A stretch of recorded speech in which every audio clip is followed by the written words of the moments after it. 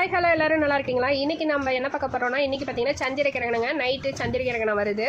இதுக்கு எங்கள் அம்மா ஒன்று சொல்லுவாங்கங்க. இந்த சூரிய கிரகணம் சந்திர கிரகணம் அப்போல்லாம் எங்கள் அம்மா என்ன சொல்லுவாங்கன்னு பார்த்தீங்கன்னா, இந்த அருகம்புல் இருக்குல்ல, அந்த அருகம்புல்லை பறித்து நல்லா தண்ணியில் அலசிட்டு நம்ம சாப்பிடக்கூடிய சாப்பாடு, அந்த சாப்பாட்டில் வந்து இந்த அருகம்புல் குழம்புல, அப்புறம் பார்த்தீங்கன்னா நம்ம குடிக்கக்கூடிய தண்ணியில், அப்புறம் இந்த அரிசி வாளி இருக்கு இல்லைங்க, அரிசி கொட்டி வைப்போம்ல, அந்த பொருளில் இதிலெல்லாம் இந்த அருகம்புல்லை போட்டு வைக்க சொல்லுவாங்கன்னா, எதுக்குன்னா இந்த கிரகணத்தோட சக்தி வந்து இதில் இறங்காது அப்படின்னு எங்கள் அம்மா சொல்லுவாங்கங்க. இதை எங்கள் பாட்டி சொன்னதான் எங்கள் அம்மா எனக்கு சொன்னாங்க.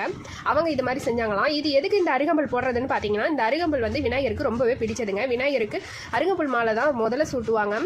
சனி பகவான் பார்க்காத தெய்வம்னு பார்த்தீங்கன்னா இந்த விநாயகர் தாங்க.